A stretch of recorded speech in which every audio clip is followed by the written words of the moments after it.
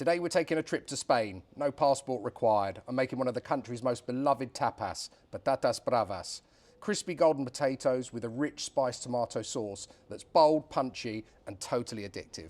Whether you're serving this as a starter, a side or just something to nibble on while you're having a glass of wine, it is sure to impress. I hope you're all well. I'm Shane. Welcome back to It's Cooking Good. Tapas, who doesn't love tapas? And patatas bravas must be the #1 tapas dish. It certainly is for me. It's something we order every time we go to Spain or a tapas place here in the UK. Let me know down below, what is your favourite tapas? Is patatas bravas yours or is something else? Let me know down in the comments. So we're going to start by making our rich spicy tomato sauce that works really well with those potatoes. So into a pan, you're going to want some olive oil. Good glug of it. And then I've got a shallot here, one small diced shallot. And we just want to sweat that down probably for about 3 to 4 minutes till it's nice and softened. So our onion is now nicely softened. 1 garlic clove, which I've just crushed. We're going to add that in there as well. And then here I've got 1 red chilli. It's a standard red chilli. And what I've done is I've roasted it over the hob, so over the actual open flame, flamed it up nicely so it gets some nice charring on it. And then I've finely diced it. And there we have it there. So let's get that in there as well. And this is going to add a really nice spice, but not too spicy, and smoky as well from that charring on it. Want to add some paprika. I like mine quite paprika-y. I like that smokiness, but I'm going to add probably about a teaspoon for the quantity that we're making. A 400-gram tin of tomatoes, and yes, I've got my Muttis back. I had a little bit of a drought locally trying to find them, but I've got some, so don't worry. And that's going to go in too. Add some cracked black pepper, good few turns of that pepper mill, and some salt. Whilst the Mutti tomatoes are good, they still need a little bit of extra salt and a pinch of sugar. Finally, some sherry vinegar. It works really well with this. If you can't get sherry vinegar or you haven't got it, just use what you've got. Red wine or white wine vinegar works perfectly well. And I'm just going to add probably about a teaspoon. It just gives it that nice little tangy note, which I like in this sauce. Give it all a good stir, make sure it's nicely incorporated, and that's our sauce done. I'm going to leave it to cook, put a lid on it, and leave it to cook for about 20 to 25 minutes. And that's perfect for us because now we can turn our attention to the potatoes. So again, adjust these quantities depending on how many people you are feeding. I've got 3 medium-sized potatoes here, and you want floury potatoes for this. And I've just cubed them, or diced them almost, into sort of fairly good-sized chunks. Hopefully you can see that. Now I'm using a deep fat fryer today. I appreciate not everyone has one of these. If you don't, you could do it in the oven. If you do, just make sure you parboil those potatoes for about 5 to 6 minutes beforehand, before you put them in the oven. Plenty of olive oil, and roast them up till they're nice and crispy. So I've got this up to temperature and it's at 100 degrees. This is cooked in 3 stages. So we're going to cook these 100 degrees. That's vegetable oil in there. Get them in and sink them down, and they're going to cook for about 8 minutes. Okay, so our potatoes have had their initial 8 minutes. Just have a little look at these. And you'll see, look, they've taken on really no colour, but they have softened up. I mean, you're really just poaching them at this stage. We now need to let these cool down, which is perfect because I need to turn the temperature up on this. I'm going to whack it from 100°C to 140. So by the time that actually heats up, they should be cool enough to go back in. Let's just have a little check on our tomato sauce. This has got about another 10 minutes, but I'm hoping it's reduced down nicely.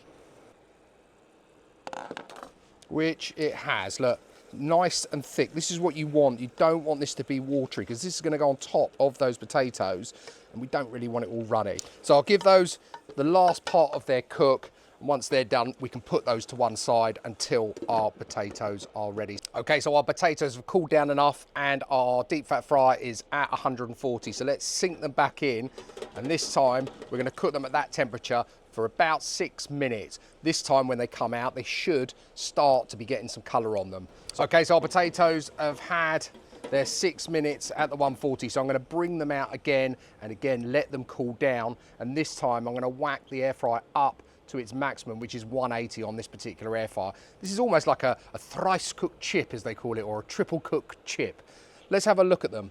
Actually, let me get my tongs. If you look, they're getting some nice colour now, and you can start to hear them actually crisping up, and it will really crisp up on the last part of our cook. And if we check now also our tomato sauce, we'll see that this is thickened up nicely. As a matter of fact, this can now be turned off. Look at the thickness on that. That's what you're looking for. Nice and thick, no wateriness there at all. Perfect. Okay, so I'll see you in a second when we finish our final cook on our crispy potatoes. We're also going to make up a cheese aioli to go with this. So I'll see you in a second.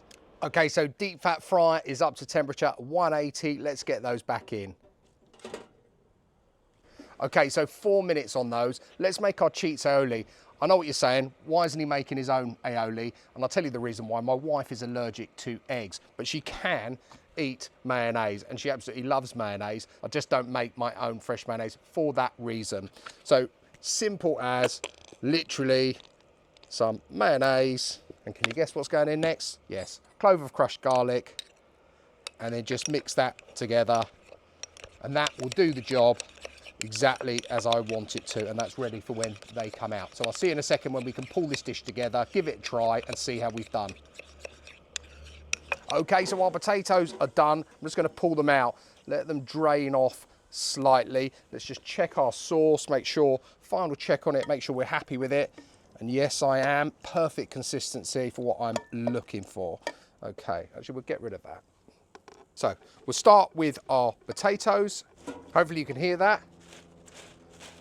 Nice and crispy.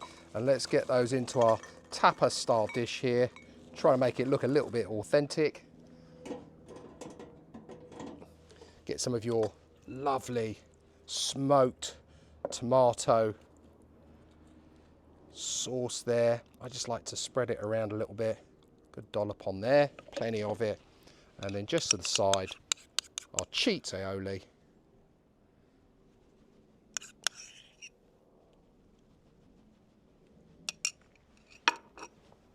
And there we have it. My patatas bravas with smoky tomato sauce and a cheese aioli.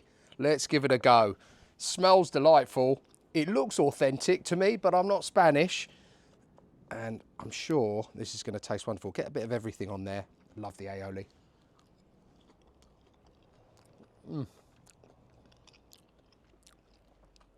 Wow.